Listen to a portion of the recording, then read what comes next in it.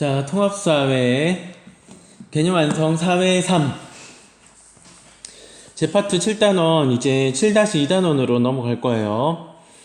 7-1단원 나름 즐겁게 수업 받으셨나요?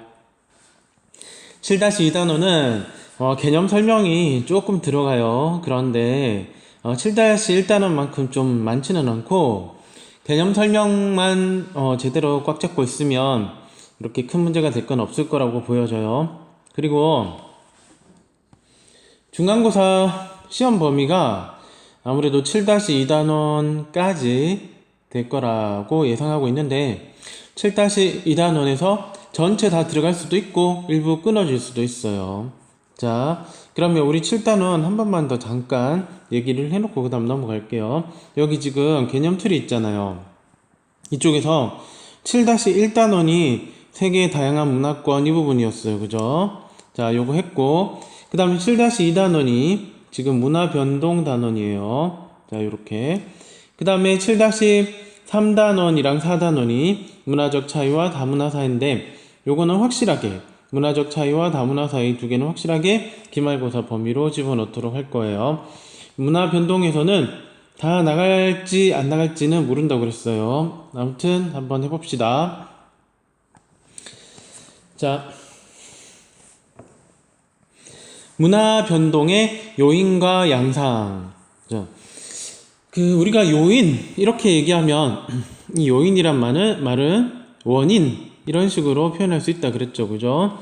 자, 그럼 문화 변동이라는 게 뭔가 변화했다는 거잖아요. 자, 문화 변동, 그럼 문화가 변화했는데 그 원인이 무엇이냐 이런 식으로 해서 접근해서 나가는 거예요.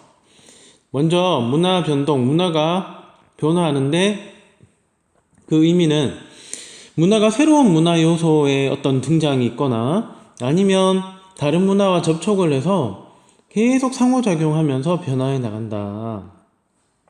자, 완전 새로운 문화 요소가 있을 수도 있고 혹은 다른 문화가 들어와서 접촉하면서 변화할 수도 있다. 첫 번째, 그러면 문화 변동의 요인, 원인으로 들어가서 한번 살펴볼까요? 자, 문화 변동은 기존의 한 국가 안에서 어떤 자기의 내적인 요인으로, 원인으로 문화가 변할 수 있다. 이렇게 보는 거예요. 이 내적 요인으로 발명과 발견을 둔다고 합니다. 발명. 기존에 전혀 존재하지 않았던 새로운 문화 요소를 만들어내는 거. 요거를 발명이라고 합니다. 그 다음, 발견. 기존에 존재하고 있었는데 알려지지 않았던 것을 이끌어내서 찾아내는 거예요. 사례는 이제 좀 이따가 얘기를 하도록 할게요. 그 다음, 외적 요인으로 문화 전파. 문화 전파는 말 그대로 문화가 한 사회에서 다른 사회로 전파되어 나가는 거. 근데 이 전파되어 나가는 과정에서는 항상 교류하고 접촉하는 이런 과정이 있어야 될 거예요. 그죠? 자, 그러면 문화 전파의 유형에는 어떤 것들이 있는가? 직접 전파, 간접 전파, 자급 전파. 이렇게 크게 세 개로 나눕니다. 직접 전파는 다른 사람들과 함께 대면 접촉, 진짜 이렇게 접촉을 해야 돼요. 만나서. 그렇게 해서 전파가 돼야 되는 게 직접 전파, 일반적인 케이스다. 그죠? 두 번째, 간접 전파. 이거는 인쇄물, 텔레비전, 인터넷.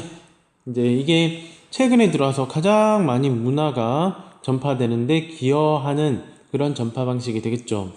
그래서 간접 전파는 주로 최근에 인터넷 통해서 매체를 통해서 다양한 새로운 신문물이 들어오기도 하고 전파되어 나가기도 하죠. 그죠? 유튜브 가장 대표적인 간접 전파의 매개체 수단이 되겠다. 그 다음, 자극 전파. 자극 전파는 다른 사회에서 전파된 문화 요소가 만약에 우리 사회에 들어올 수도 있는 거고 우리 사회에 있던 어떤 문화 요소가 다른 나라에 갈 수도 있어요. 가서 그곳에서 자극을 막 주는 거야. 그렇게 해서 그 들어온 문화 혹은 나간 문화가 특정 지역에서 자극을 줘서 새로운 어떤 발명이 일어나도록 하는 방식이 전파예요. 발명이 뭐라고 그랬어요? 아까 개념에서 이전에는 존재하지 않았는데 뭔가 새로운 문화 요소 문물이 들어오면서 그게 한번 또 다른 어떤 문화로 재창출이 되는 거지. 그렇게 해서 발명이 일어나는 거예요. 그럼 볼까요? 지금까지 했던 몇 가지의 개념들을 바탕으로 해서 이제 조금 더 사례 중심으로 심화해 나갈게요. 자, 일단 문화 전파에서 직접 전파의 유형에 대해서 우리가 좀 더 살펴볼게요. 직접 전파는 대면 접촉이라고 그랬다, 그죠? 서로 마주하면서 전파되는 거예요. 자, 요 대면 접촉 방식도 두 가지로 나눠지게 돼요. 첫 번째는 팽창 전파, 두 번째는 재입지, 재위치 전파. 이렇게 두 개로 나뉘어요. 그러면 팽창 전파에는 또다시 접촉 전파, 그 다음에 계층 전파로 나눠지게 돼요. 접촉 전파는 우리 이제 그러니까 문화 파트를 하고 있기 때문에 우리의 일상생활과 밀접한 관련이 있는 사례들을 이제 생각해 보는 거죠. 접촉 전파는 질병이 대표적인 예가 돼요. 자, 메르스나 코로나. 자, 이런 것들이 바로 우리가 대면 접촉을 통해서 옮겨질 수 있는 패턴의 문화 전파 방식이 되겠죠, 그죠? 자, 그 다음에 중동의 이슬람 혹은 기독교의 유럽 전파 방식도 모두 다 접촉 전파로 일어났다고 합니다.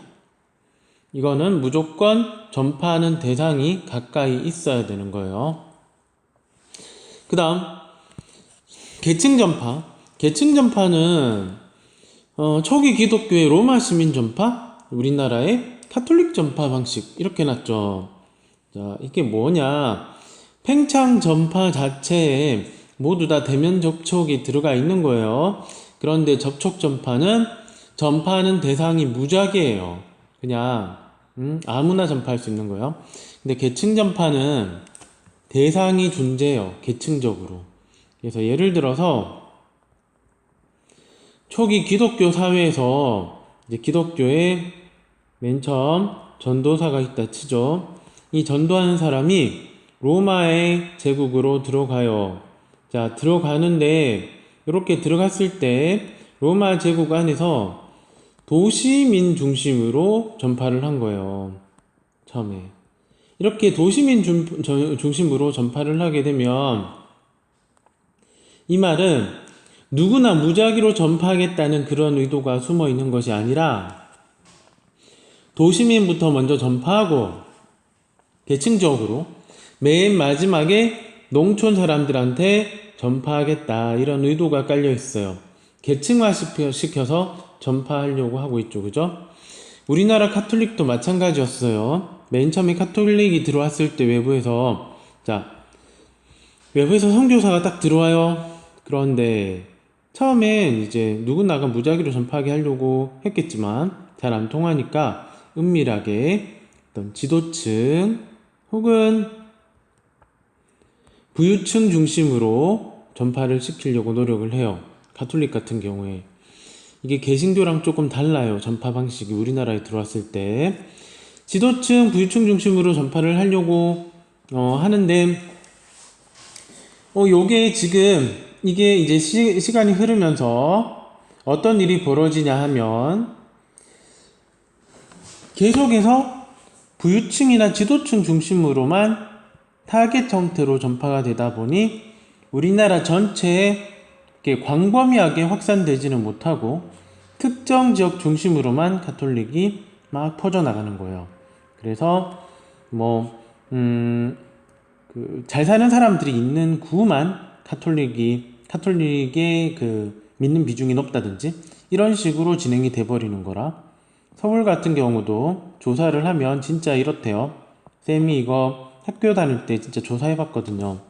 서울에 서초구, 강남구가 있으면 서초구, 강남구의 카톨릭 신자의 비중이 타 지역에 비해서 높을까 낮을까? 많이 높은 편이라고 합니다.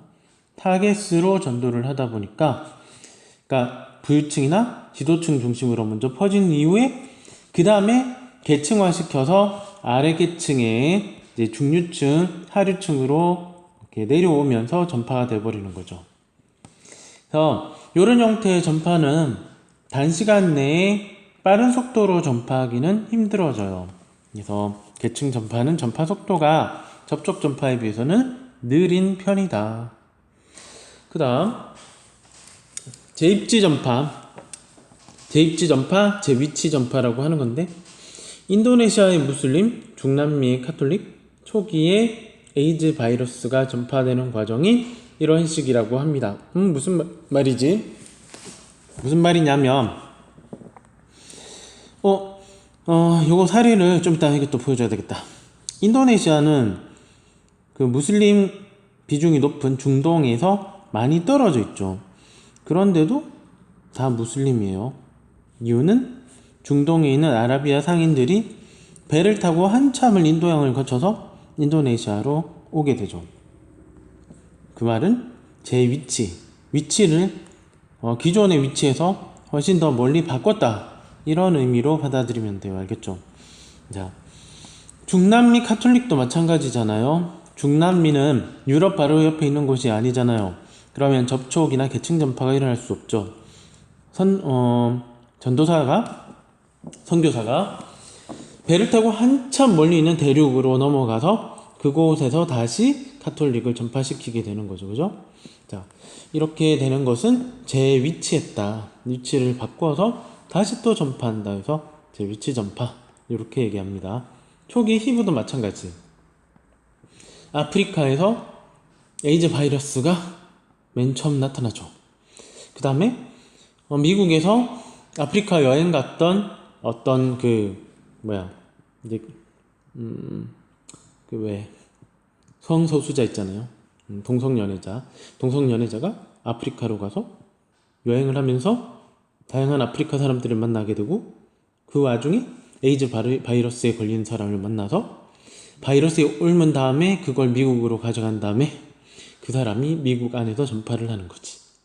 그러면 멀리 있는 아프리카가 주 발원지인데 거기에 놀러 갔다가 그 사람이 이동시켜서 옮기기 때문에 재위치 전파가 될 수 있게 되는 거죠. 선생님, 그러면 재위치 전파는 이동해가지고 그걸로 끝나면 그게 재위치 전파인가요? 먼저 기존 지역에서 발원지에서 이동해서 다른 지역으로 갔으면 재위치 전파는 하나가 확실하게 확정이 됐죠. 근데 다른 위치에 가서 거기서 다시 또 무작위로 전파시키면 팽창 전파 안에 또 속하게 되는 거죠. 그래서 이게 같이 결합돼서 전파가 나타나는 경우가 많이 생기게 된답니다. 알겠죠? 자, 그러면 사례 중심으로 넘어갈게요. 신종 코로나 바이러스. 이거는 코를 통해서 전파되잖아. 자, 서로 간의 호흡을 통해서, 호흡기 혹은 침을 통해서, 분비물 통해서 전파를 해요. 자, 그렇게 되면 대면 접촉을 통해서 전파가 되니까 접촉 전파되죠. 팽창 전파 안에 접촉 전파예요. 무작위로 전파되죠. 그죠? 그러다 보니까 전파 속도가 무지 빠릅니다. 처음 발원지 그곳에 먼저 들어가서 보죠. 아래쪽에 그림에 보면 빨간색의 우한 지역이, 자, 우한 후베이성이라고 부르는 지역이 바로 여기에요. 중국의 내륙 지역. 여기서부터 발원을 해서 시작이 됐는데, 이게 그 발생 빈도가 높은 지역 순으로 해서 진한색, 빨간색으로 표시가 됐거든요. 진짜 이거 접촉 전파죠. 가까이 있는 지역에서 멀리 있는 지역으로 점점 빨간색이 옅어진다는 말은 발생 빈도가 약해진다는 얘기가 되는 거죠. 자, 초창기에 이 코로나 바이러스는 이렇게 시작을 했어요. 하지만 시간이 흐르게 되면 어떻게 돼요? 접촉 전파를 벗어나서 일부 특정 사람들이 중국에 있던 한국인이나 중국인이 우리나라로 오면서, 건너오면서 우리나라 안에서 확산시키기 시작하죠. 그러면 한번 붕 뛰어넘어서 다른 지역으로 이동해서 전파했으니까 제2치 전파가 됐죠. 그 다음 제2치 전파에서 우리나라 안에서 다시 또 대구를 중심으로 해서 대구 경북 지역으로 마구마구 확산해서 나갔죠. 접촉 전파가 돼버리는 거죠. 이런 형태로 전파가 진행된다라고 생각하면 돼요. 그 다음 그럼 종교 관련해서도 한번 볼까요? 종교의 크리스트교. 자, 예루살렘에서 맨 처음 크리스트교가 나와서 지중해를 건너갈 때의 전파 방식은 처음에는 제2치였겠죠. 하지만 로마 제국부터 시작해서 접촉될 때는 이제 계층 전파 다음에 접촉 전파로 진행이 되겠죠. 그러면서 전 유럽으로 다 전파가 진행이 됐던 거예요. 요런 전파 방식은 이제 팽창 전파, 그 다음에 로마 제국을 제외한 나머지 전파 방식은 다 접촉 전파 방식으로 진행이 됐어요. 그랬다가 나중에 서구 열강이 식민 지배를 하기 위해서 이제 외부로 바깥으로 막 세력을 확장시켜서 나가잖아요. 그 과정에서 아프리카, 중남부 아프리카로 이제 내려올 때 영국인들이 내려올 때는 제2치 전파가 일어났죠. 그 다음 오세아니아로 영국인들이 넘어갈 때도 제2치 전파가 일어났죠. 그 다음 미국이나 캐나다로 넘어갈 때도 제2치 전파가 일어났죠. 자, 이 경우는 제2치 전파. 그런데 원주민한테 이제 개신교를 퍼뜨릴 때는 접촉 전파 형태로 퍼뜨려지게 되겠죠. 그죠? 자, 이런 패턴으로 진행이 됐답니다. 그 다음 크리스트교 중에 카톨릭교는 자, 로마 제국 이후에 이제 넘어가서 퍼져나갈 때 마찬가지. 이때는 뭐 개신교, 신교든 구교든 할 거 없이 똑같은 방식으로 접촉 전파로 이해를 해요. 그 다음 번째는 카톨릭 같은 경우 구교는 나중에 이제 프랑스랑 스페인이랑 포르투갈이랑 이태리 이쪽에서 이제 전 세계적으로 서구 열강들이 빠져나갈 때 마찬가지죠. 아프리카에 제2치 전파를 하고 다음에 중남미 지역에 제2치 전파를 하죠. 그죠? 제2치 전파를 한 다음에 그곳에서 뿌리 내린 다음에는 접촉 전파로 다시 또 퍼져나가기 시작하게 됩니다. 사례로 우리나라도 한번 볼까요? 우리나라 종교 분포 이참에 보는 거지. 불교, 기독교, 천주교 이렇게 있는데 우리나라는 지역색이 너무 강하네. 지역별로도 종교의 분포가 이렇게 나뉘어지게 되네요. 이거 통계청의 자료가 있어요. 쌤 또 이거를 찾아보면서 깜짝 놀랐답니다. 이게 종교가 지역성을 가지고 있네 라는 생각이 들었죠. 심하지는 않아요. 하지만 그래도 어느 정도 유의미하게 뚜렷하게 뭔가가 발견되고 있다는 거죠. 불교 신자들이 많이 분포하는 곳이 경상도도 그죠? 경상도랑 제주도네. 와, 되게 특이하다. 쌤 또 이거는 몰랐어. 이전까지 조사하기 전까지. 그 다음 기독교인들이 많이 분포하고 있는 지역은 영서, 경기도랑 그다음에 영서란다. 자, 이렇게 딱 절반으로 끊었을 때 서쪽 지역, 경기도랑 그다음 충청도, 그다음에 전라도 지역 이런 식으로 해서 이쪽 지역이 되게 많이 나타나게 돼요. 그죠? 그래서 경기, 그다음에 충청, 전라 이쪽은 기독교의 비중이 높네. 천주교의 비중으로 가볼까요? 천주교는 처음에 천주교가 발현했던 지역 중심으로 꽤 이제 진하게 나타나는 편이에요. 전반적으로 봤을 때. 그랬는데 그 다음에 퍼져나갈 때는 선생님 아까 얘기했죠. 계층 전파 형식으로 어떤 사회 각계 지도층이나 부유층 중심으로 퍼져나가다 보니까 특이한 형태의 분포를 보인다고 그랬죠.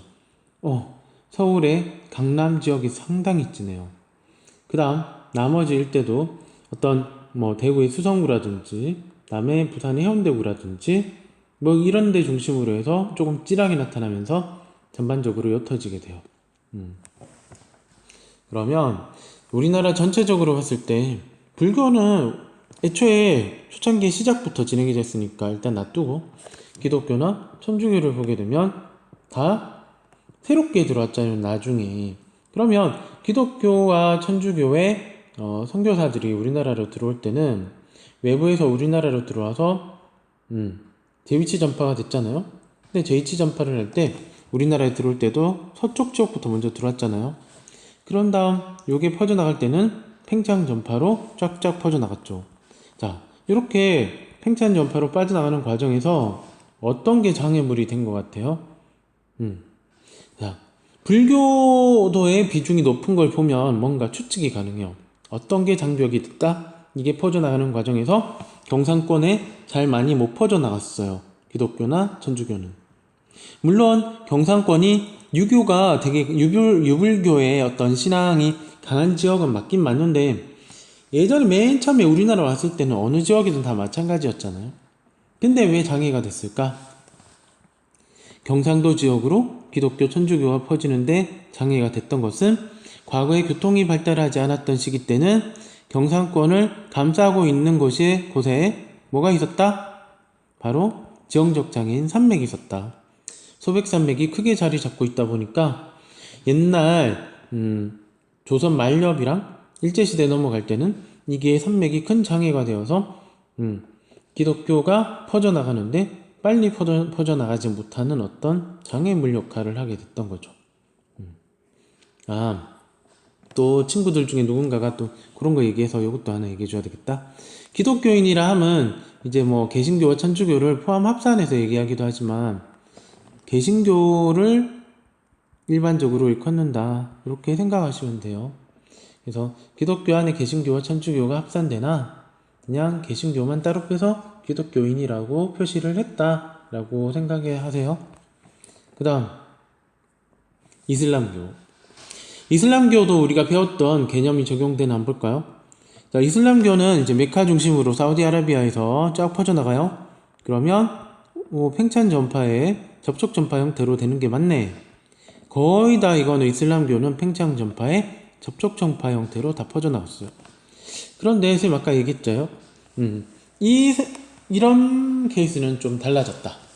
뭐냐면 아라비아 상인들이 배를 타고 이렇게 인도양을 지나서 인도네시아 쪽으로 들어오게 될 경우 이때 바로 제2치 전파가 일어나게 됐던 거였다.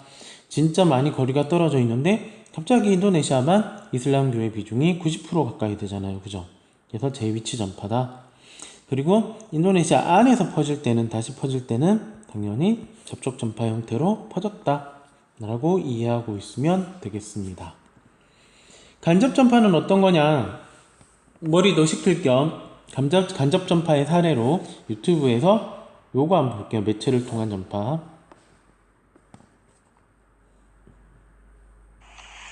네, 이번엔 중동에 상륙한 우리의 K-팝 소식입니다. 두바이에서 처음으로 열린 대규모 K-팝 공연엔 히잡을 쓴 중동 팬들이 대거 몰렸습니다. 김영덕 특파원이 전합니다. 사막 한가운데 대형 야외 공연장. K-팝을 직접 접하게 된 중동 팬들은 기쁨을 숨기지 않습니다. 히잡에다 온몸을 가린 아바야를 입은 팬들도 열광적인 환호를 그치지 않습니다. We're screaming our hearts out. We were so excited and they were excited too. I was a fan from like 7 years ago and I want to go to Korea also to see them there, not only here. 중동 지역에서 처음 열린 대규모 K-팝 공연. 동방신기와 슈퍼주니어, 엑소와 레드벨벳 등 세계를 누벼온 K-팝 그룹들도 15,000 중동 팬들의 열렬한 반응에 놀라워했습니다. 꿈은 이루어진다라는 얘기가 있잖아요. 저희가 이제 유럽도 가고 뉴욕도 갔었는데 중동까지 오게 됐습니다. 한국어로 다 노래를 불러주시고 그리고 환호도 굉장히 열심히 해주시고 응원도 열심히 해주셔가지고 깜짝 놀랐고요. 공항 입국장부터 기자회견장과 공연장까지 이곳에서 보기 힘든 모습들은 또 하나의 화제거리였습니다. 현지 언론들은 K-팝이 마침내 중동의 어부 두바이에 본격 상륙했다며 연일 뜨거운 관심을 보여줬습니다. 두바이에서 KBS 뉴스 김영덕입니다. 자, 봤죠? 야, 우리나라의 K-팝이 전 세계로 이렇게 퍼질 거라고 예상이나 했겠어요. 그러니까 동아시아 일개의 조그만 국가에 불과하다라고 볼 수도 있긴 있거든요. 전 세계를 전 세계적인 시야에서 살펴봤을 때. 근데 이게 우리나라가 동아시아에 있는 이 작은 나라가 케이팝으로 대부분의 국가들을 평정해버렸다는 거죠. 이게 일어날 수 있었던 주요는 우리나라의 IT 강국의 강점, 그 다음 유튜브를 통한 이 전체적인 확산에 큰 역할을 했던 것 같아요. 이건 간접 전파의 사례가 됩니다. 세 번째 문화 전파의 유형 중에 자극 전파예요. 요거 아는 학생이 있을지 모르겠네. 요런 숫자에 대한 글자 읽는 방식. 알파벳이긴 한데 알파벳에 이상한 위아래 글자들이 기호 같은 게 막 달려 있어요. 우리가 보지 못했던 거. 요거는 오른쪽에 우리나라 방식의 발음법도 적혀 있어요. 과연 이 말은 동남아의 어느 국가의 말일까요? 참고 삼아서 힌트를 주자면 현재 우리나라 대학교 제2외국어에도 이 언어가 채택되어 있다고 해요. 제2외국어 시험 칠 때. 놀랍죠? 바로 베트남어예요. 자, 와, 베트남어가 이렇게 생겼구나, 문자가. 선생님, 그러면 베트남에는 자국의 문자가 따로 없나요? 없어요. 베트남은 과거에 프랑스 선교사가 오기 전까지 자국의 문자가 없었다고 하더라고요. 알겠죠? 그런데 프랑스 선교사가 알파벳을 전해줘요. 그러면 그 알파벳을 가지고서 베트남 사람들은 활용을 하게 되겠죠? 이제 외부에서 문자가 하나 들어왔어요. 들어왔는데 그게 그 나라 안에서 자극을 줘서 새로운 어떤 문자로 변형된 문자로 탄생시켜버리게 되는 거죠. 자, 이게 바로 자극 전파의 사례가 돼요. 왜 하필 알파벳 그대로 쓰면 되는데 위아래로 이상한 기호 같은 걸 많이 집어넣느냐? 베트남어가 배우기가 진짜 어렵다 그래요. 너희들 선배들한테서 얘기 들어봤거든요. 제2외국어 치는 너희들 선배들 중에서 일부가 베트남어를 선택해서 학습을 했다고 하던데 하면 안 된대요. 아랍어가 훨씬 낫대요. 왜 베트남어를 하면 안 되느냐? 육성조래요. 그러니까 똑같은 단어인데 성조에 따라서 그 의미가 다 달라지잖아요. 중국이 그렇잖아요. 중국이 삼성인가? 그렇게 되잖아요. 사성인가? 베트남은 육성이래요. 그래서 이렇게 위아래로 억양에 따라서 다 달라지는 거지. 우리 경상도에도 이런 거 있잖아요. 경상도는 근데 그 억양이 다르다고 해서 말이 달라지나? 그렇네, 있네. 어떤 거냐면 애볐다. 이건 좀 아닌가? 비슷한가? 애볐다 이러면 애볐다고, 그러니까 살 빠졌다 이렇게 표현하기도 하잖아요. 네, 애뱉다 이렇게 하면 애기 가졌다 이렇게 되잖아요. 그러니까 그왜 높낮이로서 성조에 따라서 단어의 의미가 달라지게 되죠. 경상도는 한 2성, 3성 요 사이인 것 같아요. 그리고 다른 서울권은 성조가 없어요. 참고로. 그래서 이걸로 얘기하면 말이 길어지기도 한데 우리 왜 이런 거 들어본 적 있죠? 서울 사람들은 성조가 없어서 다 똑같아요. 이에 이승 이렇게. 그런데 경상도는 다르죠. 이에 이승 이렇게. 이건 경북의 사투리예요. 근데 부산은 이에 이승 이렇게. 그래서 어차피 부산이나 경북은 모두 다 성조가 다르게 있죠. 그죠? 이거는 봐야지만 재밌게 우리가 얘기할 수 있는데 서로 만나서 나중에 여러가지 사례로 재밌게 한번 학습하도록 해요. 그 다음 문화 전파 요형에 이제 마무리 정리할게요. EBS에 223쪽 그대로 있어요. 직접 전파, 간접 전파, 자극 전파 각각의 사례에 대해서 한번 적용시켜 보죠. 고구려의 승려이자 화가인 담징에 의해서 맷돌이나 종이, 먹 등의 제조법이 일본으로 전파되었다. 기존에 있던 맷돌이나 종이나 먹 같은 게 그대로 일본으로 전파된 거잖아요. 변화 없이. 직접 전파죠. 그죠? 다음 나는 텔레비전, 드라마, 가요가 유튜브를 통해서 널리 해외로 퍼져나가기 시작했다. K-팝. 간접 전파죠. 매체 통한 전파. 아메리카의 체로키족은 백인에게서 전파된 알파벳에 자극을 받아가지고 새로운 체로키 문자를 고안해낸 거죠. 이거는 자극 전파가 되는 거죠. 그죠? 자, 이렇게 해서 한번 정리했답니다. 두 번째.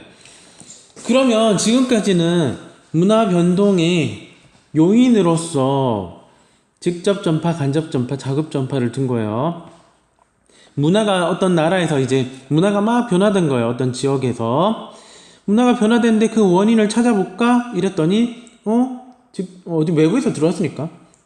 직접 전파, 간접 전파, 자급 전파가 있네. 이런 걸로 문화가 변화됐구나. 이렇게 생각하는 거죠. 그런데 문화가 변화되고 난 다음에 그 이후에 어떤 결과가 발생하느냐. 그걸 보는 게 바로 이번에 또 뒤에 나오는 내용이 돼요. 그러면 문화가 외부에서 들어와서 이제 문화가 변화되는데 요인을 줬다면 지금까지 세 가지는, 그런데 그 문화가 변화된 이후에 결과는 이렇게 나오더라. 이런 식으로 이제 이해를 해야 되는 건데, 그거는 뭐라 부르냐면, 요 말이 너희들한테 나중에 되면 시험 공부할 때 좀 도움이 될 수 있을 거라고 보여지는데, 바로 토착화라는 표현이에요. 문화가 또 다른 사회에 들어가서 그 사회에서 뿌리를 내리는 거라. 그렇게 되면 그 문화가 토착화됐다라고 표현해요. 그거는 문화의 변화, 문화 변동에서의 어떤 양상 결과물이 되게 되는 거잖아요. 그 결과물로 우리가 문화 동화, 문화 융합, 문화 공존 혹은 병존, 이렇게 해서 세 가지 사례를 들게 된답니다. 그러면 첫 번째 문화 동화부터 볼게요. 요거 쉬워요. 동화는 어떻게, 난 너한테 동화돼 버렸어. 이런 표현 쓰죠. 다른 학교에, 다른 지역에 부산이나 뭐 서울이나 있다가 포항에 와가지고 포항 사람들한테 동화돼가지고 내가 좀 변화된 것 같아. 너희들 중에 이제 이런 말들을 하는 경우가 생기게 될 거예요. 이게 바로 문화 동화. 그러면 무슨 말이냐면, 아이고 어떡해.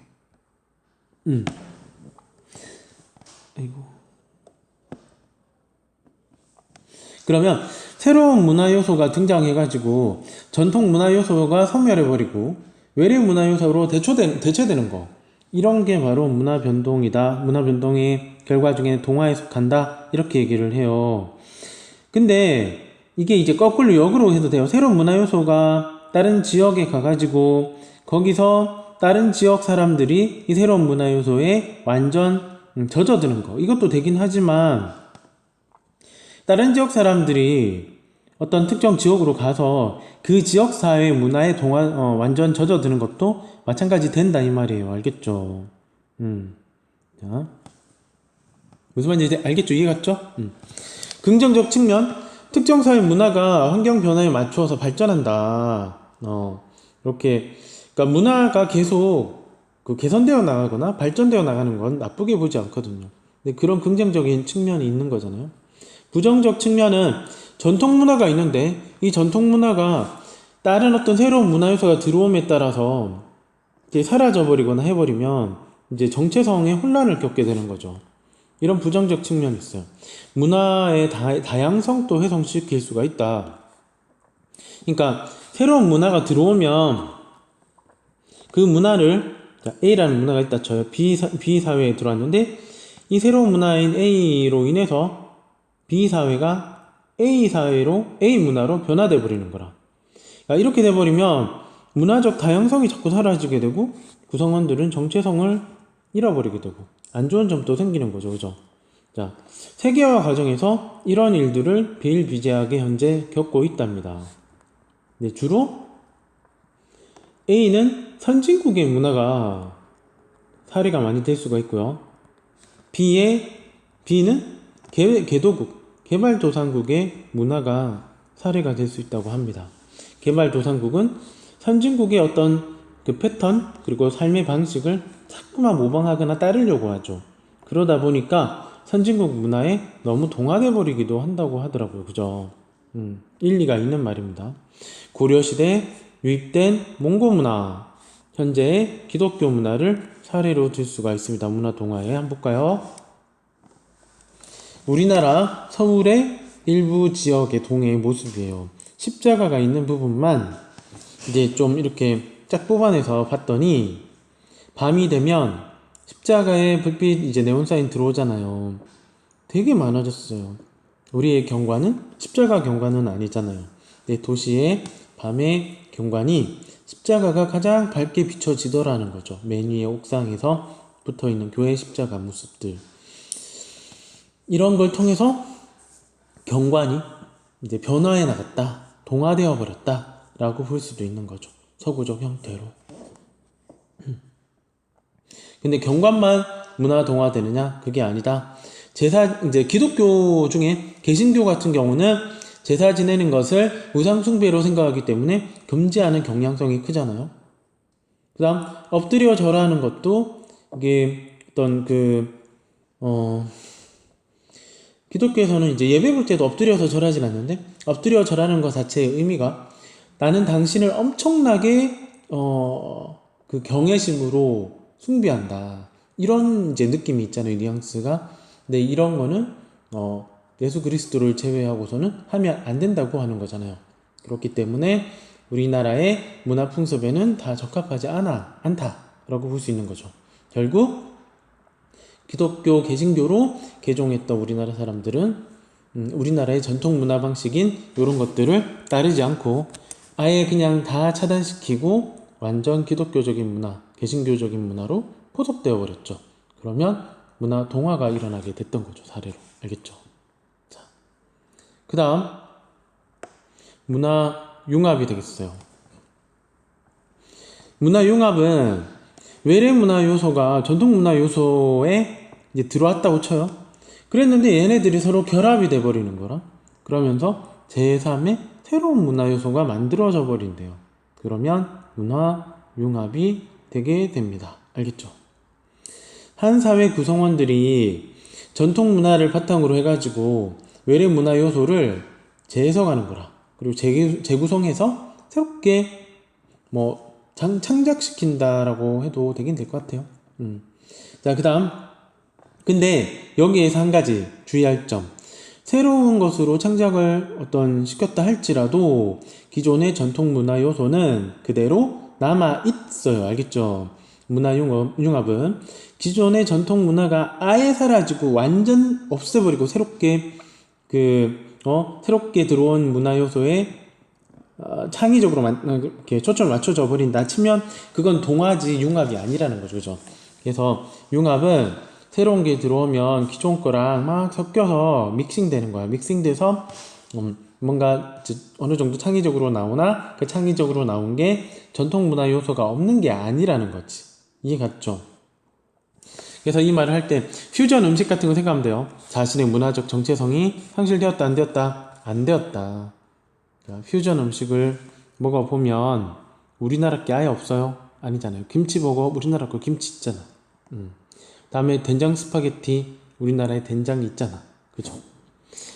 유튜브 걸어서 볼 수 있는데 사례를 우리 개념 좀 3가지 해놓고 수업 시간에 봐도 될 것 같아서 이거 시간 낭비될까봐 쌤이 대부분 항상 걸어주긴 한데 요거는 나중에 재미로 보여줄게요. 시간 나면. 자, 그러면 좀 무시무시한 건데 하나 볼까? 예전에 쌤이 한번 말해준 적 있잖아요. 전 세계 역사상 가장 쇼킹한 게 있으면 찾아가지고 내가 막 본다 그랬지. 야, 그 중에 하나인 거라. 무엇이냐? 자, 옛날에 멕시코의 아즈텍 문명이에요. 아즈텍 문명이 있었던 이 시기 때는 문명이라는 표현은 우리 문자가 있어야 문명이라고 쓴다 그랬잖아요. 문자 있었어요. 이 시대 그 멕시코에서는 문자가 해골 문자였어요. 그리고 태양신을 숭배해야 한다고 그랬죠. 그죠?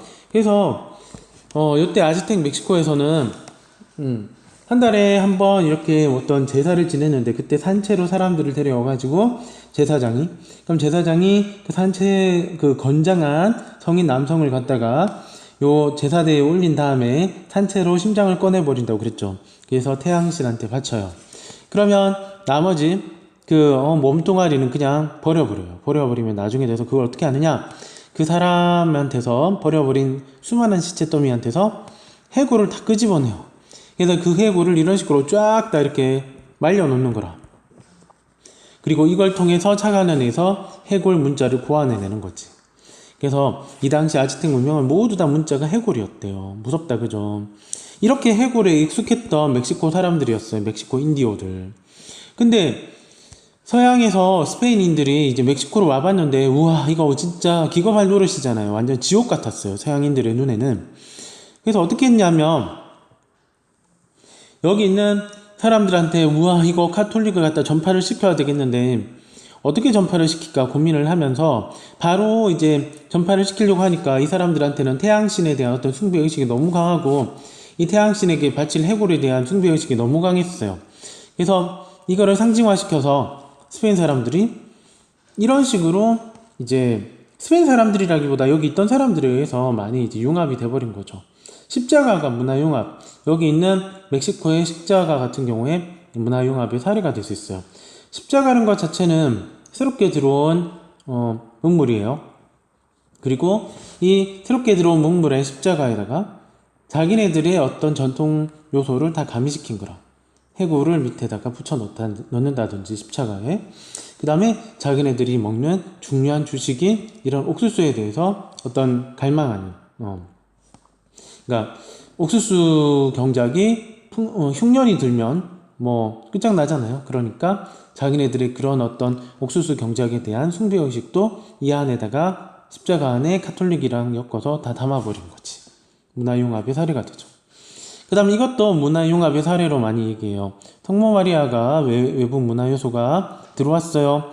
들어와서 멕시코에 들어오게 되면 과달루페 상이라고 해서 유명한 성모 마리아 상 있죠.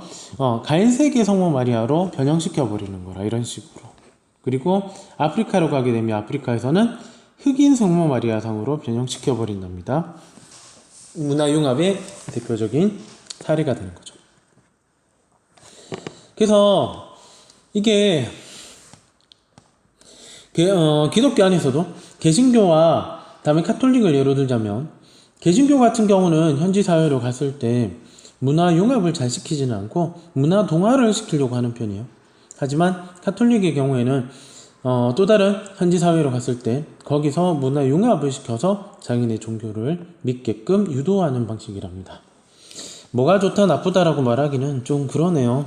근데 원래대로 성경의 의미대로 하면 문화융합을 시키면 안 되긴 안 되죠, 그죠?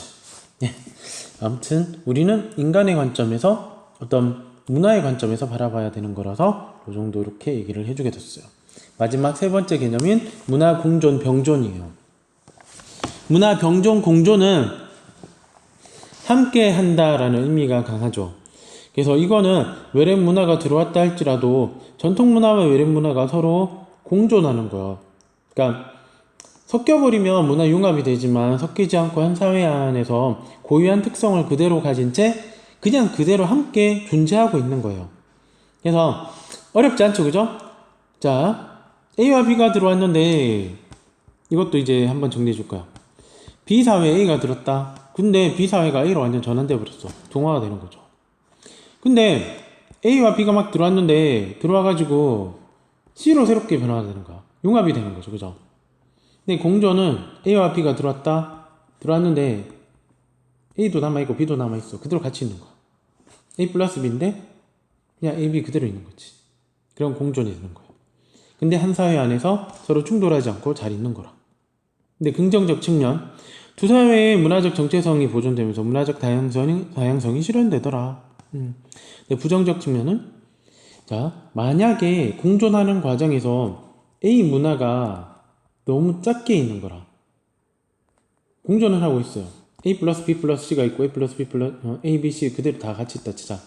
A는 너무 작아. C도 작아. B만 가득이야. 근데 공존하면서 있어. 이럴 경우에는 이 소수자들에 대한 어떤 사회적 차별이나 편견이 발생할 수도 있다는 거죠. 알겠죠? 네. 그러면 좀 마무리 정리할 겸 볼게요. 요거는 뭘까? 문화 변동의 양산 결과 중에 우리 요런 결혼 풍습 있죠. 우리나라 옛날 결혼 풍습. 남자들은 변발을 하고 그다음 호복, 결혼 복장 호복 입기도 하고, 여자들은 족두리 하고 이렇게 머리 위에 족두리 하고, 그리고 연지 찍었다 그랬죠. 이렇게. 이게 우리나라 고유의 풍습일까요? 아니에요. 순수 몽골 풍습이래요. 이 순수한 몽골 풍습이 우리나라 와서 이렇게 정착을 해버린 거라. 동화의 사례가 되죠. 아까 얘기했던 것 중에 변발이 뭘까요? 이렇게 했죠. 변발이란 게 이거예요. 우리나라 옛날 사람들은 이런 식으로 머리를 남성들이 따았어요. 따서 이렇게 길게 따았잖아요. 중간에 볼까? 따놔서 요거를 우리나라는 초기, 중기, 후기 이렇게 했는데 이렇게 했대요, 진짜. 그러니까 따면 이거를 둘둘둘둘 말아가지고 위에다가 막 모아놓는 거라. 요거를 막 모아놓으면 여기 이제 갔을 때 위에 머리 모아놓은 걸 위에다 올려놓는 거지. 이게 우리나라의 조선시대 때 모습이었죠. 자, 일제시대 초기 때도 계속 이랬잖아요. 변발 풍습. 이거 몽골 풍습입니다. 우리나라 풍습 아니에요. 동화된 거예요. 그 다음, 우리나라가 생각보다 문화 동화가 잘 되는 편인가 봐요. 어떤 경우냐면, 이민 갔을 경우에요. 이민 가서, 종교에, 어떤 식으로 현지 종교에 정착되어 가는가, 그 모습을 본 건데, 중국인들의 경우에는 절반 이상이 그냥 무교 상태로 있대요. 그러니까 미국에 이주한 각각 아시아 계통의 사람들의 모습을 보여주는 거예요. 그리고 미국에서 프로테스탄트로 바꾼 경우는 한 20%, 그러니까 20% 정도만 미국 현지 종교로 동화된 거지. 인디안 아메리칸인데 이 사람들은 그러니까 아메리카 내에 있는 인디안 아니에요. 그러니까 아시아에 있는 인도인이에요. 그 인도인이 미국에 가서 이민 가가 정착을 했을 때 10% 정도만 프로테스탄트를 믿었네. 나머지는 절반 정도는 자기 거 그대로 간직했어요. 네, 한국인 봐요. 한국인은 미국사의 동화 정도가 무지막지하게 높죠. 무려 60%가 미국에 있는 프로테스탄트를 다 받아들여버려요. 필리핀, 얘네들 원래 미국 가기 전에 카톨릭이었거든요. 미국 가서도 그대로 카톨릭. 왜냐하면 카톨릭은 개신교와 스타일이 좀 비슷하니까. 그 다음 베트남 절반이 부디스트죠. 미국 가서도 부디스트는 그대로 거의 유지가 된 상태죠. 그 다음 일본인은 무교와 부디스트의 비중이 높죠. 미국 가서도 그대로예요. 프로테스탄트로 전향한 일본인의 경우에는 30%가량이 되네요. 그러니까 우리나라가 되게 많이 동화가 된 편이죠. 그죠? 보면. 그 다음에 강화도 성공의 성당. 자, 이거 성당이에요. 우와, 기와집 성당이다. 결국 이게 무슨 말이에요? 성당 내부는 유럽식으로 그대로 따르고 있어요. 안에 큰 회랑이 있고 옆에 기둥이 있고. 그런데 겉부분은 기와집 형태로 구성을 해놨죠. 우리나라 전통 방식으로. 그러니까 우리나라 전통 방식이랑 안에 속에 있는 거는 이제 유럽식이랑 결합시켜서 새로운 성당을 탄생시켰다. 완전 동양과 서양의 건축을 모두 다 결합시켜서 이것도 종교 사상까지도 결합시켜놨다. 이런 형태를 바로 문화융합의 대표적인 사례로 들게 된답니다. 알겠죠? 네, 퓨전 형태. 퓨전은 다 문화융합이라고 보면 돼요. 그 다음 마지막 세 번째. 우리나라에는 이제 중국 화교들이 이런 성향을 보이는데, 말레이시아 가면 이런 데가 무지 많아요. 말레이시아는 문화 공존을 지금 취하고 있거든요. 국가적으로. 말레이시아 자체는 이슬람교 바탕이에요. 다수는 이슬람교지만 힌두교도 받아들이고 불교도 받아들이고 다 하고 있어요. 근데 이 불교와 힌두교가 이슬람교랑 완전 진짜 너무 극명하게 대립되잖아요. 종교의 형태가, 특성이. 근데 이거를 갖다 어떻게 조화를 이루느냐? 말레이시아는 그냥 있는 그대로 보겠다. 있는 그대로 받아주되 서로 충돌하지 말자. 그래서 서로 있는 그대로, 그 상태 그대로 서로 존재하는 거야, 한 장소에. 이런 경우는 문화 공존이 됩니다. 그럼 여러분, 이번에는 요거 개념 정리랑 뒤에 남아있는 건 다음 시간에 하고요. 우리까지 해가지고 모두 다 이번 시간에 이제 좀 마치기로 할게요. 개념 정리는 필요한 학생들도 있을 것 같아서 요거 선생님 설명해 줄게요. 근데 아까 설명했는데 시간이 50분 다 돼가지고 제대로 좀 더 할까? 긴데 간단하게 아까 했으니까 그냥 보고 끝낼게요. 문화공존 A와 B 문화가 들어왔다. 근데 그 이후에도 A와 B는 그 나라 안에서 그대로 같이 공존한다. 있다 남아있다. 정체성을 잃지 않는다. 문화융합 A가 유입돼서 들어왔어. B 나라에 B 문화를 가진 나라에. 그런데 들어와서 C가 탄생한 거야. 새롭게. 하지만 C 안에는 A와 B가 모두 다 섞여 있는 거야. 믹싱돼 있는 거야. 퓨전 형태. 이게 문화융합이에요. 문화동합 A가 유입되어서 들어왔어요. B 문화를 가진 나라에. 그런데 유입된 A에 모두 다 종속되어 버리는 거야. 완전 그냥 동화돼 버린 거야. 이런 경우가 문화 동화가 되어 버린답니다. 우와 50분 넘으면 안 돼요. 이제 여기까지 하고 다음 시간에 좀 더 보도록 할게요. 여기까지 이번 시간에 할게요.